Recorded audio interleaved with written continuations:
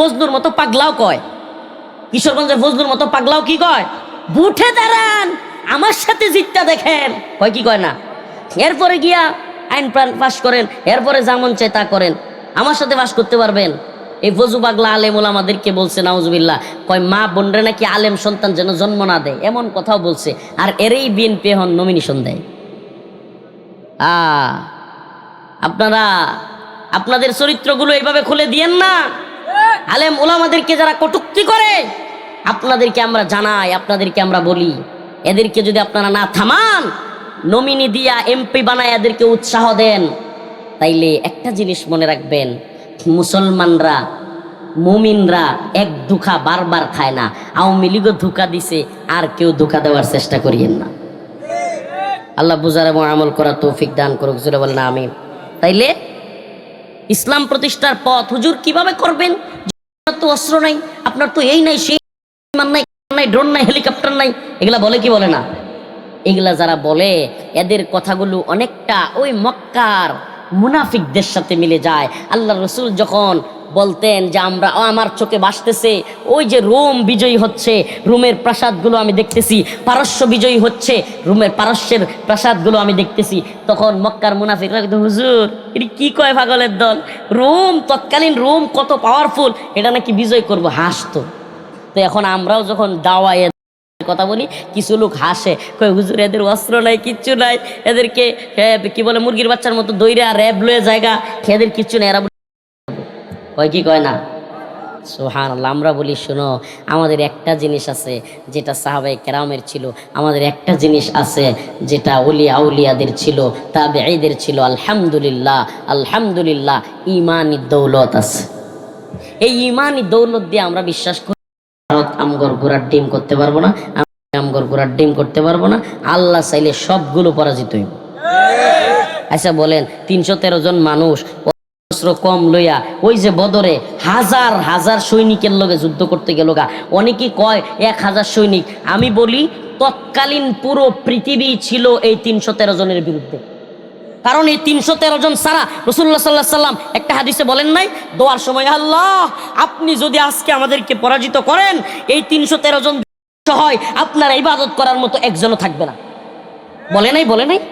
তাইলে এই 313 জনের বিরুদ্ধে তৎকালীন পুরো পৃথিবী ছিল কি ছিল না? কারণ এই 313 জন সারা যারা ছিল কাফের, সমস্ত সম্প্রদায় তো কাফের ছিল। তাইলে এত এত কাফেরের বিরুদ্ধে অল্প জামানায় যদি কেউ তো, তাইলে আজকের জামানার মুনাফিক, গণতান্ত্রিক মুনাফিক যেগুলো, এরা কি কইতো? সুবহানাল্লাহ, আস্তাগফিরুল্লাহ, কথাটা বলতে কেমন লাগে, আল্লাহর রাসূলের পর্যন্ত এরা টিটকারি মারতো। আজকের জামানায় 313 জন মানুষ যদি হাজার হাজার সৈনিকের বিরুদ্ধে সজ্জিত পাওয়ারফুল বাহিনীর বিরুদ্ধে যাইতো, এই পাগলের দল, এই মুনাফিকের দল আল্লাহ রাসূলের নিয়ে টিটকারি মারতো, শিউর থাকেন। আল্লাহ এদের থেকে আমাদেরকে হেদায়েত দান করুন, আরো জোরে বলেন আমিন। আমরা সেই বদরি কাফেলার উত্তরসূরি, সেই বদর শুরু হয়েছে ইনশাআল্লাহ। আল্লাহ কোরআনের মধ্যে বলেছেন ওয়াকাতিলুহুম হাত্তা লা তাকুনা ফিতনা ওয়া ইয়াকুনা আদ-দীনু কুল্লুহু লিল্লাহ।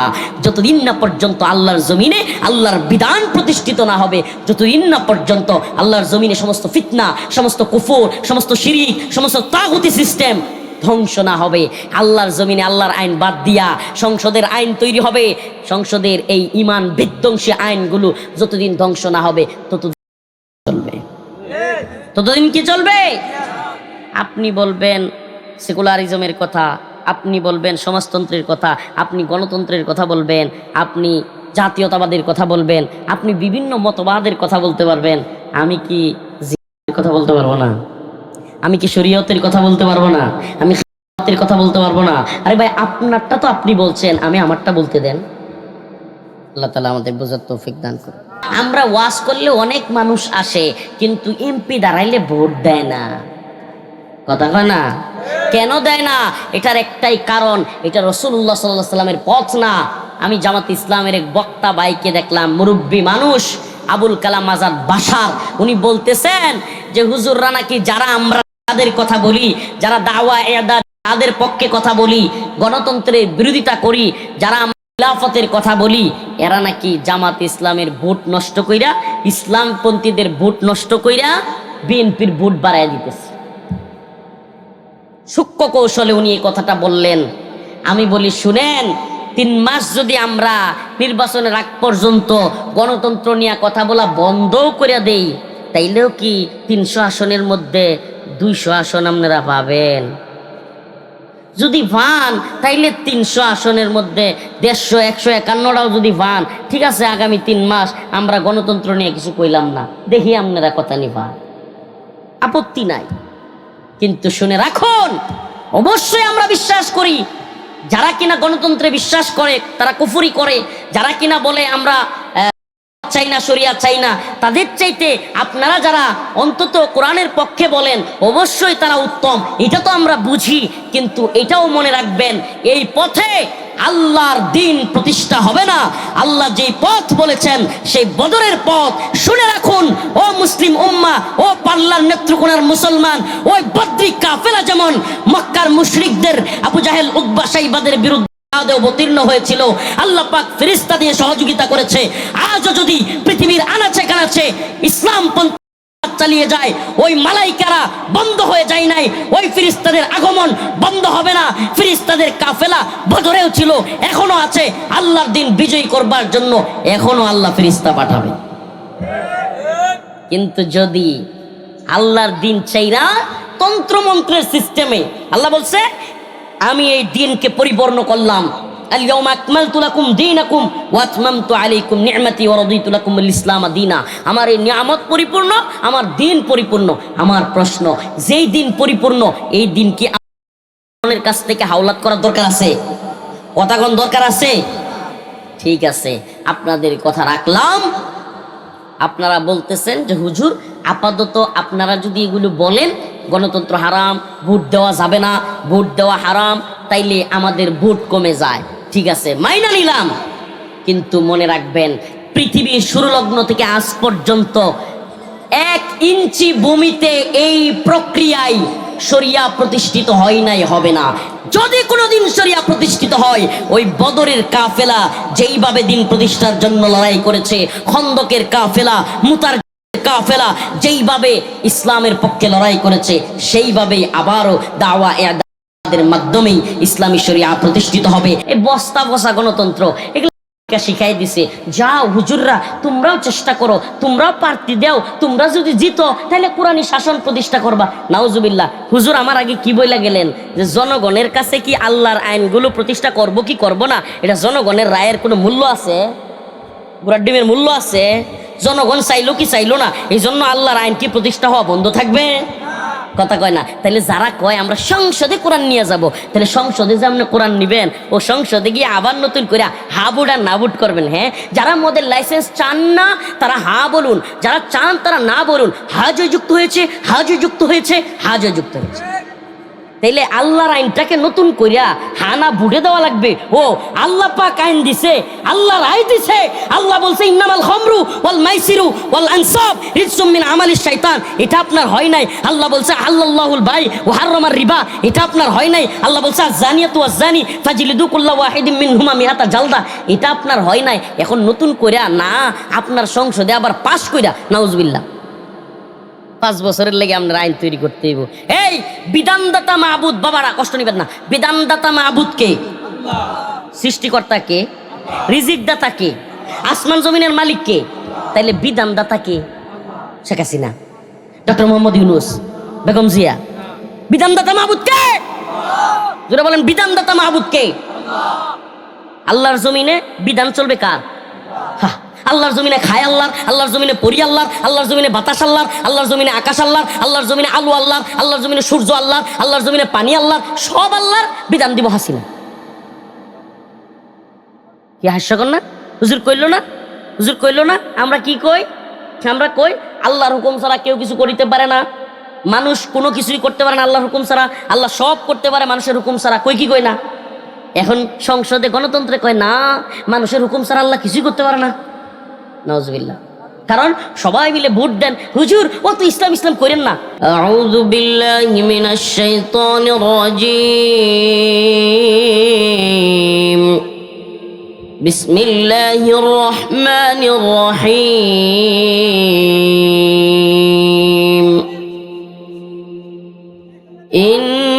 الله اشترى من المؤمنين أنفسهم وأموالهم بأن لهم الجنة يقاتلون في سبيل الله فيقتلون ويقتلون وعدا عليه حقا في التوراة والإنجيل والقرآن صدق الله مولانا العظيم وصدق رسوله النبي الكريم ونحن على ذلك من الشاهدين والشاكرين والحمد لله رب العالمين সকলেই দুরূদ শরীফ পড়ি আল্লাহুম্মা সাল্লি আলা মুহাম্মাদ ওয়া আলা আলি মুহাম্মাদ কামা সাল্লাইতা আলা ইব্রাহিম ওয়া আলা আলি ইব্রাহিম ইন্নাকা হামিদুম মাজিদ আল্লাহুম্মা বারিক আলা মুহাম্মাদ ওয়া আলা আলি মুহাম্মাদ কামা বারাকতা আলা ইব্রাহিম ওয়া আলা আলি ইব্রাহিম ইন্নাকা হামিদুম মাজিদ। জামিয়া ইসলামিয়া মদিনাতুল উলুম পারলা নেত্রকোনার উদ্যোগে আয়োজিত ইসলামিক বড় সভার আজকের সম্মানিত সভাপতি, সম্মানিত উলামায়ে কেরাম, দেশ বরেণ্য উলামায়ে কেরাম উপস্থিত ছিলেন। উপস্থিত আছেন শ্রদ্ধাভাজন মুরব্বিয়ানে কেরাম, প্রিয় যুবক ভাইরা, স্নেহের ছোট ভাইরা, পর্দানিশীন শ্রদ্ধেয় মা ও বোনেরা। আল্লাহ রব্বুল আলমিনের দরবারে লাখো কোটি শুকরিয়া যে মহান রব্বুল আলমিন আপনাকে আমাকে কোরআন সুন্নাহ থেকে কিছু কথা বলবার এবং শুনবার তৌফিক দান করেছেন। এই জন্য আমরা আসুন একবার আল্লাহর কাছে কৃতজ্ঞতা প্রকাশ করি, অন্তরস্থল থেকে কালিমাতুশ শুকর আদায় করে স্বতঃস্ফূর্তভাবে বলে আলহামদুলিল্লাহ। আসলে প্রিয় উপস্থিতি, একটা বিষয়, আমাদের উস্তাদ যেহেতু আমার আহলিয়ার উস্তাদ, সেই হিসেবে তো উনি একটা কথা বললেন যে লম্বা সময় আলোচনা। হুজুরের কথার বিরোধিতার জন্য নয়, আমি একটু ভিন্ন নজরিয়া প্রকাশ করছি। আমি একটার পর কোনো মাহফিল হোক এটার পক্ষে না। আমি ব্যক্তিগতভাবে মনে করি একটার আগে যে কোনো মাহফিল শেষ করে দেওয়া দরকার। এটা আমার না, অনেক বর্তমানে তরুণ প্রজন্মের অনেক আলেমদের মত। কেন জানেন? দেখা যায় কি অনেক জায়গায় আপনার কীর্তনের নামে, কিংবা যেহেতু এটা নেত্রকোনা সদর হিন্দু অধ্যুষিত, বিভিন্ন নাম দিয়া কিছু আপনার মাজার পূজারি বন্ড বাউল টাউল আছে, এরা দেখবেন নিজেদের বাড়িতে, মুসলমানদের বাড়িতে করতে না পারলে হিন্দুদের বাড়িতে গিয়া কীর্তনের নাম দিয়া শত শত মানুষ নিয়ে, মহিলা টহিলা নিয়ে, এরপরে নাচানাচি লাফালাফি গান গায়, চিল্লায়। তারপরে আবার দেখা গেছে নাউজুবিল্লাহ নেশা করে, অশ্লীল অঙ্গভঙ্গিতে নাচানাচি করে। যখন আপনি বিরোধিতা করতে যাইবেন, এদের তো যেহেতু ধর্ম নাই, আর যারা সনাতন ধর্মের দাবি করে, আসলে আপনি কথা বলে দেখবেন ইসলাম ব্যতীত, মুসলমান ব্যতীত অন্যরা আসলে ধর্মের এতটা কোনো আসলে তোয়াক্কা করে না, বা আসলে ধর্মটা কি এটাই বুঝে না অনেকেই। তো এরা তখন বলে যে আমরা কীর্তন করলেই দোষ, আর হুজুররা রাত্র 2টা-3টা পর্যন্ত ওয়াজ মাহফিল করে, চিল্লাচিল্লি করে, বলে কি বলে না? যদিও এটা দিনই পরিবেশে, দিনই আলোচনা, দিনই কাজ, কিন্তু আমি মনে করি যে কোনো প্রোগ্রাম রাত 12টার পরে হইলে নির্দিষ্ট গণ্ডির মধ্যে হওয়া চাই। এই যে অনেকেই আপনারা মাইন্ড করতে পারেন যে হুজুর অন্যরাও আপনাদের দিনই আলোচনা শুনলো, কোরআনী আলোচনা শুনলো, এটা শুনে হেদায়েত পাইলো, অনেক কিছু বলতে পারেন আপনি, কিন্তু রিয়েলিটি বাস্তবতা হলো অনেকে অসুস্থ থাকে, অনেক ঘরে মানে ঘুমের কষ্ট হয়, অনেক মানুষ আছে আসলেই তারা মাহফিলটা এত রাত পর্যন্ত হোক সেটা চাচ্ছে না, তখন একটা মানে হিতে আরো বিপরীত হয়।